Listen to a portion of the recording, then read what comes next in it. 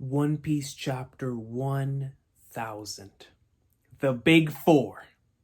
The chapter we had all been looking forward to.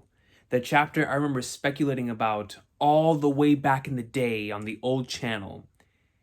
Talking what's going to happen once we get there. What is even going to be taking place when we get to chapter 1000? Will we be at the final war by then?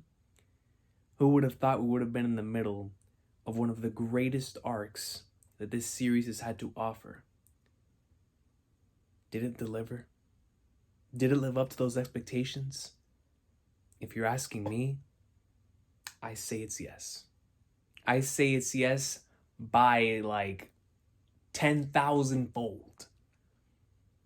One Piece chapter 1000 was truly something special, man.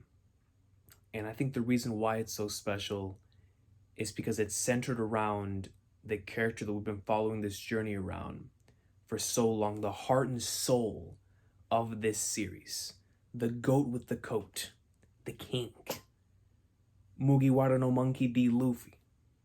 And so to see this chapter dedicated to finally seeing him once more, going up the stairs to meet up with Kaido and Big Mom, who we saw at the end of chapter 999, all 1000 had to do was catch the lob pass from 999 and hit the alley-oop. But what One Piece chapter 1000 did was catch the lob pass, hit the alley-oop, get the steal, come right back, hit a 3, call timeout. I was like, yo, this chapter right here set the standard for what would become one of the greatest stretches in the entire series in Rufus. This chapter set the precedence for what was about to take place here in the rest of Onigashima. And it's been non-stop heat ever since then. And it's just, anytime that I think back to, man, dude, when did this incredible stretch start? I'm like, 1000. But then I can't even stop there because the chapters leading up to 1000 were also spectacular. But 1000 was the special one. 1000, whenever we hit the roof and things started popping off, we got the double-page spread of the supernova finally face-to-face with Kaido and Big Mom after all of this time. It was really, really special, man. And what I love so much about this chapter is with both of its sides, the second half being dedicated to Luffy and the supernova finally on the roof, and the first half finishing off that incredible flashback between Yamato and Ace. That conversation with Ace and Yamato now has a different type of context to it with recent knowledge and with recent reveals, right? Because now that we've seen this consistent theme of laughter and laughing and smiling and Joy Boy, Nika, and all of these things and how they relate to Luffy.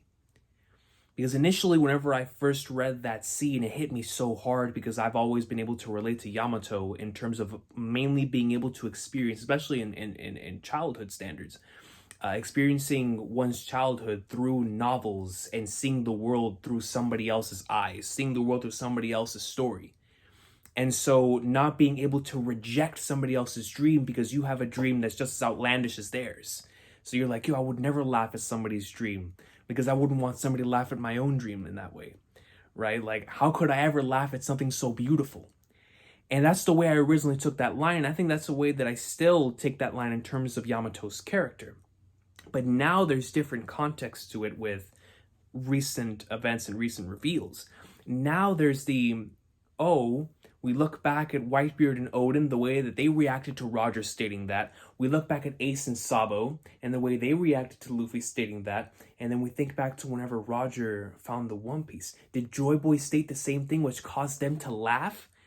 Is Rayleigh expecting the answer for whenever they reach Laugh Tale to be whether they're going to laugh or whether they're not going to laugh, whether they're going to cry instead? So a lot of different things were brought up because of recent context that took those words and brought whole new meaning to them. And so when I look back to that line and Yamato stating I would never laugh at him, and with the consistent theme of laughter throughout this arc and what it means, who's to say? right? But I think there's definitely some food for thought, and Oda for sure put that within this chapter, not only to put, of course, more emphasis on Luffy, the main character's journey, that the series has always been based around, his journey to become the king of the pirates and whatever this dream is that we have yet to know and see. But I think even more so than that, even within all of that, there is that subtle context that I think we're going to be able to look back to years from now when we actually get to find out what the dream is, what the One Piece is, what Joy Boy stated, or even later on in this arc, and we're going to look back to this chapter and be like, man, Yamato didn't laugh. That was her answer. And so, will the Straw Hats have a different answer whenever they reach Joy Boy's story? And so I'm genuinely curious. I cannot wait to see, and if that is where Oda's going with, then this chapter is going to have much higher implications than we could have possibly imagined. And then that is immediately followed by one of my favorite sequences in the entire series. Listen, for so many years, chapter, was it 601 and episode 521, which is the too slow, PX5, too slow, gear secando, gomu gomu no, get the pistol, and the pistol gets pwned. All right, now we got that times 50 million in this chapter. Not only that, but we got an excellent character moment. And what I love so much about this and this entire chapter is that it's just Oda telling us this man has kept that same energy from chapter 1 to chapter 1000. Still the same Monkey D. Luffy. The same Monkey D. Luffy. He has grown. He's matured. But at his core, he don't care who you are, son. He's going into like swimwear, and he's going to make sure that he's going to take care of his friends. And the way that he did with Kinemon, he's going to check on them first. He's in front of Big Mom and Kaido, and he treated them like they were fodder. Like, who are these two individuals? And it's just like what Jinbei said. When Jinbei said back in Whole Cake Island that a mere emperor is nothing to the king of the pirates, that is Luffy 100% represented right here. Going to Kinemon with one of the rawest panels in the series, going right past the both of them, his hat over his eyes. You know when the hat's over the eyes, I feel sorry for anyone. That man's HP, attack power, all of it is plus 999 when the hat is over the eyes. You know what I'm saying? So he goes around, he gets Kinemon's final words. And then in the midst of all of this, he commands his Straw Hat Law to go in, send them down below, all the scabbards, because it's go time. And now in the chapter 1000, in the Onigashima version of the Too Slow, he speed blitzes Kaido and hits him with one of the most GOAT techniques I have ever seen in this series up until this point. The Gomu Gomu no Red Rock. It is that man to the Flag Lords. Had Big Mom shook. Talking about some Kaido, why are you still on the ground? Why are you still on the ground? Luffy poses like Shanks, and he lets him know exactly who he is, just like he did back in chapter 923, just like he did to every other major antagonist in the story, keeping that same energy, which is why I'm not worried at all about this Joy Boy thing, Destiny thing, none of that, because I know the Luffy that I know, he only refers to himself as one thing and by one title. He refers to himself as Monkey D. Luffy, the man who is gonna be king of the pirates. He don't care about no other titles. That's who he is. That's who he's always been, and that's who he's always gonna be. And he's here to surpass you to become that. And every time that I think back to any type of thing in regards to that, I always look back to this. Because at its very highest, with the danger being at the peak, it has never been more dangerous for the Straw Hats than it is right now. You're in a Yonko's territory against two of them, Big Mom and Kaido. Their bounties are through the roof. Combined, it's 9 mil. 9 mil for both of them. You feel me? So it's dangerous. It's bad. If you want to count everybody else, it's well over 10 million. All right, this is the most dangerous situation they've ever been a part of. And what is Luffy's response to that? The same thing that it's always been. I'm going to take care of my friends. Get them down below. They ain't got to worry about a thing from now on.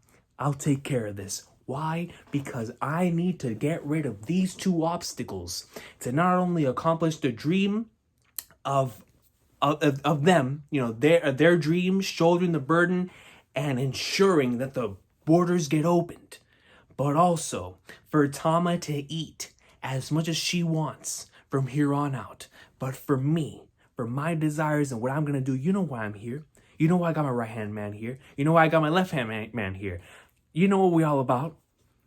I'm Monkey D. Luffy, and I'm gonna be king of the pirates. And it's such an excellent character moment at this stage in the game. To do that to Kaido after getting one-shotted, to immediately come back. Oh, you want to talk about one-shots? Try dodging this. Red Rock to the grill in one of the most gorgeous panels. This chapter is spectacular. I know it's because I'm a massive Luffy tard. Obviously, the GOAT for me is to go with the coat. You feel me? I mean, come on now. But even with all that bias aside, I don't even know if I can put the bias aside, but I can attempt to put the bias aside. It is a marvelous chapter, capturing the themes, the characters in this story, and the characters that have meant so much to us throughout this journey. Even having an Ace flashback, and having us more connected to a new character like Yamato. Showcasing what happened with the Vivid card. Showcasing how Zoro got up to the roof thanks to Marco. Luffy's journey to go up there. Showcasing Luffy's journey in Zoe as well, which is Shilly and be like, yo, I remember what y'all did for Raizo. And all of that, the journey. Finally getting up to the roof. We knew that 20 years from now, after Roger's execution, when the new age of pirates would start rolling through, they already knew that there was going to be some legends coming out of them seas. And out of that sea came some specific goats that were going to take down Kaido somehow, some way. They knew in 20 years it would happen. That's the reason why Kinemon came here. And now it's time. They're here. It's business. And it led into, like I said before, one of the greatest stretches in the entire series in Roof Piece. So did One Piece chapter 1000 live up to the hype? Yes, and more. Without question, one of my favorite chapters in the story. And I have no doubt with Toei, if they animate this entire chapter in the way they've been doing stuff recently, I have no doubt in my mind by the time I finish this episode in the anime, it is probably going to be my favorite episode in the One Piece anime. It just has everything that I could ever want in a chapter. And to have it animated, the emotions, the feels, the character moments, the themes, if they throw in the opening, it's everything I've ever wanted.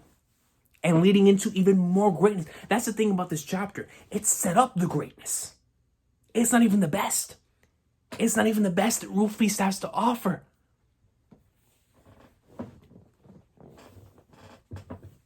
Chapter 1000 Awesome Sauce.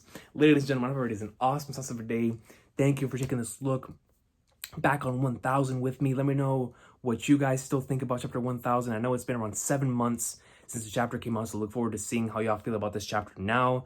I remember back when it first came out, we were all extremely excited. It's super hype, and it just continued to escalate and get better and better and better, and it was such a great time. You know, without question, one of my favorite weekly manga reading experiences that I've ever had, ever. And I've been reading manga for a long time, but that was special, man. That was special. Those were 10 weeks, you know, give or take, you know, with all the breaks that were in the middle. But that was a couple months of just straight heat, man. Back to back to back. And we're still in that heat. Like, my man's still releasing fire. But that Roof Piece, man. I can't wait to get back to that, baby. Greatness. But y'all have a good one. Peace out. Chapter 1000 Awesome Sauce. Y'all have a blessed one.